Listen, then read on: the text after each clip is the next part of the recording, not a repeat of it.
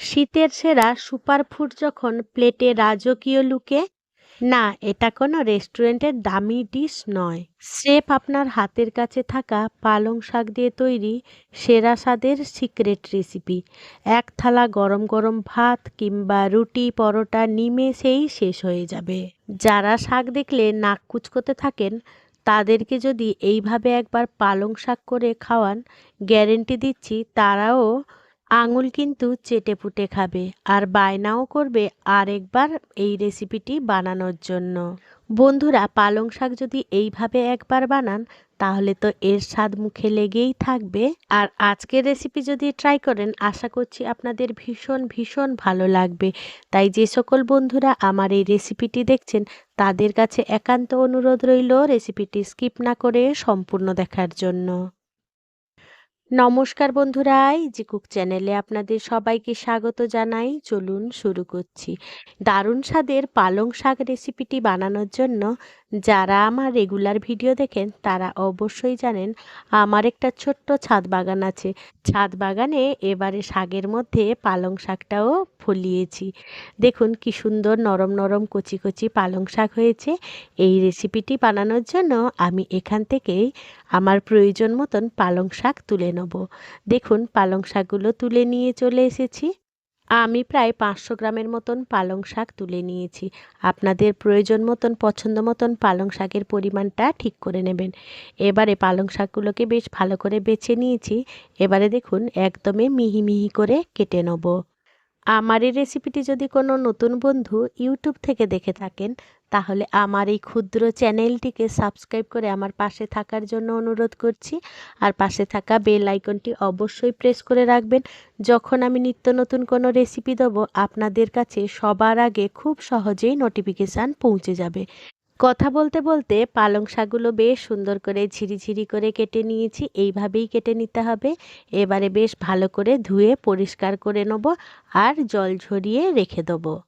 এবারে রান্নার জন্য গ্যাসের কাছে চলে এলাম। গ্যাসে কড়াই বসিয়ে দিলাম। কড়াইটা বেশ গরম হয়ে গেলে তাতে আমি রিফাইন্ড অয়েল দিয়ে দেবো।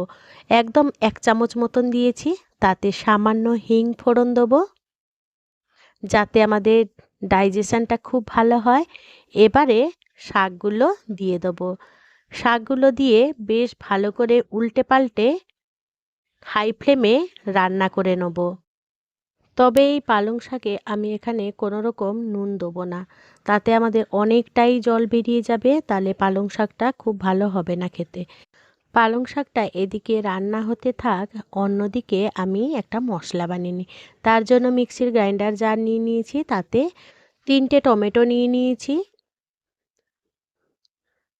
এবারে দিয়ে দেবো 1 মুঠো মতন ভাজা বাদাম, আর দিয়ে দেবো 1 মুঠোর একটুখানি কম ভাঙা কাজু, আর দিয়ে দেবো 1 চামচ মতন সাদা তিল।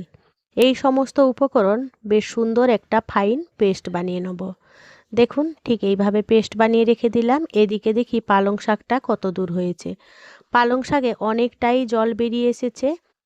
এই জলটা কিন্তু আমাদের শুকনো করে নিতে হবে।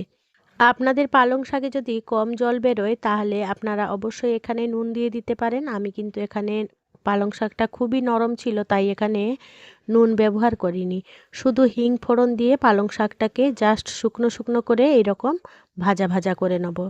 এবারে এটাকে তুলে রেখে দিলাম। এবারে ওই কড়াইটা ধুয়ে পরিষ্কার করে নিয়েছি। কড়াইটা বেশ গরম হয়ে গেলে তাতে 2 টেবিল স্পুনের মতন রিফাইন্ড অয়েল দিয়ে দিলাম আর 1 টেবিল স্পুনের মতন সর্ষের তেল দিয়ে দিলাম। তেলটা বেশ ভালো করে গরম হয়ে গেলে ফোড়নে দিয়ে দেবো আবারও একটুখানি হিং, 1 চামচ জিরে, 2টো শুকনো লঙ্কা।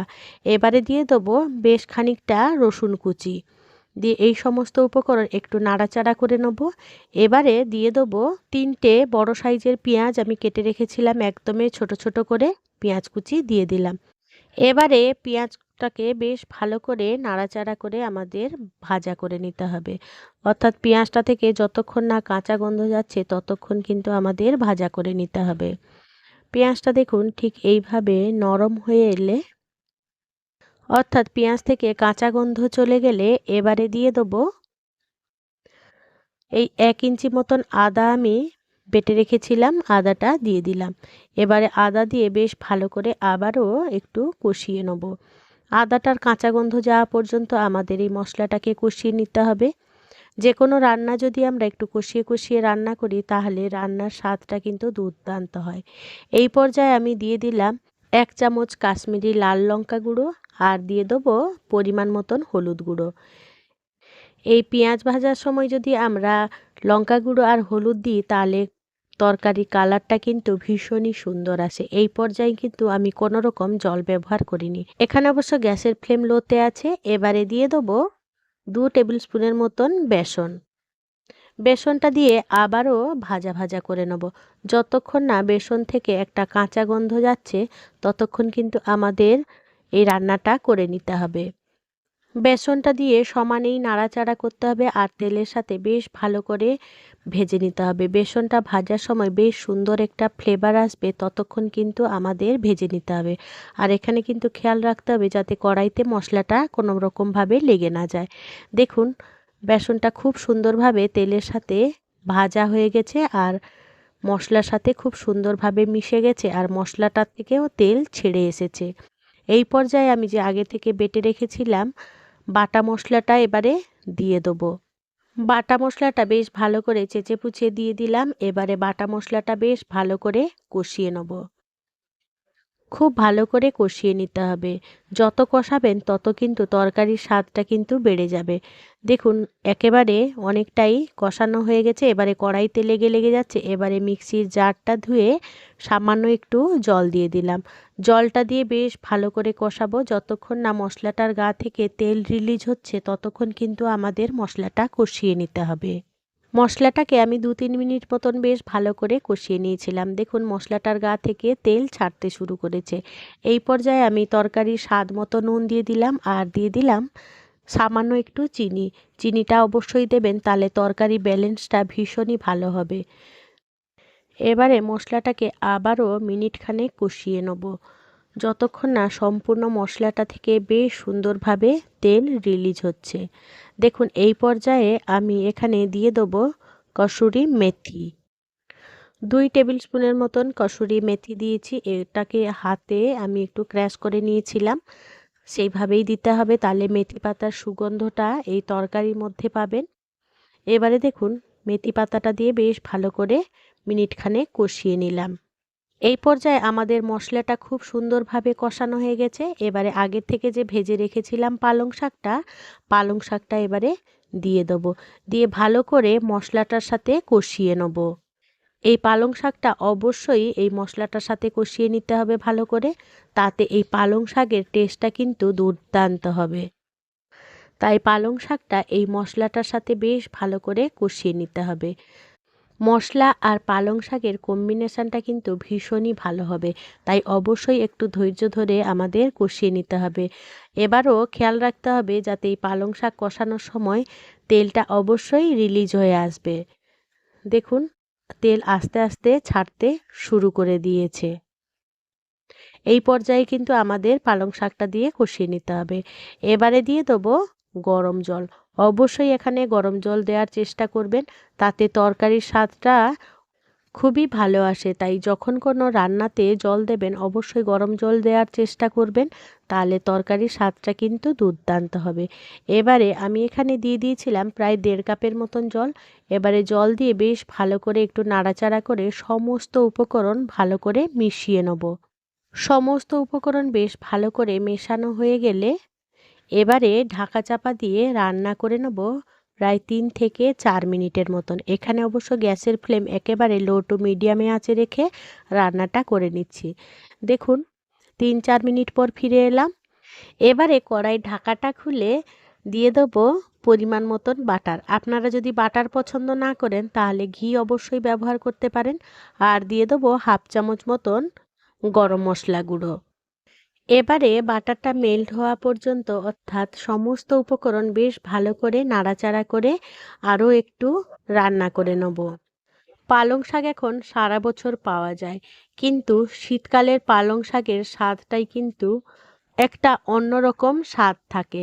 তাই শীত থাকতে থাকতে অবশ্যই এই ধাবা স্টাইলের এই পালং শাকের রেসিপিটি আপনারা ট্রাই করে দেখতে পারেন। আর যদি আমার মতন করে ট্রাই করেন তাহলে খেয়ে অবশ্যই জানিয়ে যাবেন যে আপনাদের আজকের এই পালং শাকের রেসিপিটি কেমন লাগলো। বন্ধুরা, আজকের এই রেসিপিটি যদি আপনাদের কোনো অংশে একটুও ভালো লেগে থাকে তাহলে ছোট্ট একটা লাইক করে দেবেন। আপনাদের এই ছোট্ট ছোট্ট লাইক আমাকে অনেক ইন্সপায়ার করে নিত্য নতুন রেসিপি বানানোর জন্য। আর যদি খুব বেশি ভালো লেগে থাকে বন্ধু বান্ধব কিংবা প্রিয়জনদের সাথে শেয়ার করে তাদেরও দেখার সুযোগ করে দেবেন। আর বন্ধুরা, কমেন্ট বক্সের পাশে হাইপ অপশানটা আছে, সেটাও কিন্তু আমাকে দিতে একেবারেই ভুলবেন না। আপনাদের এই হাইপগুলো আমাকে অনেক অনেক দূর এগিয়ে যেতে সাহায্য করে। এবারে দেখুন শাকটা আমি গরম গরম পরিবেশন করে নিচ্ছি। আমি আমার মতন করে পরিবেশন করে নিচ্ছি, আপনাদের পছন্দ মতন আপনারা সেইভাবে পরিবেশন করে নেবেন। দেখুন পালং শাকের রেসিপিটা কতটা সুন্দর আর কতটা লোভনীয় হয়েছে। দেখলেন তো বন্ধুরা, সাধারণ পালং শাক দিয়ে যে এতটা সুস্বাদু হতে পারে, আজ থেকে তাই পালং শাক আর একঘেয়ে লাগবে না। ভাত হোক বা রুটি হোক, দুটোর সাথেই একেবারে জমে যাবে। আমি অবশ্য এই পালং শাক দুপুরবেলা আর রাত্রিবেলা পরিবেশন করে নিয়েছিলাম। যে সকল বন্ধুরা আমার সাথে থেকে পাশে থেকে এতক্ষণ আমার রেসিপিটি দেখলেন তাদের সকলকে জানাই অসংখ্য অসংখ্য ধন্যবাদ। আপনারা ভালো থাকবেন, সুস্থ থাকবেন। দেখা হবে পরের কোনো নিত্য নতুন রেসিপিতে।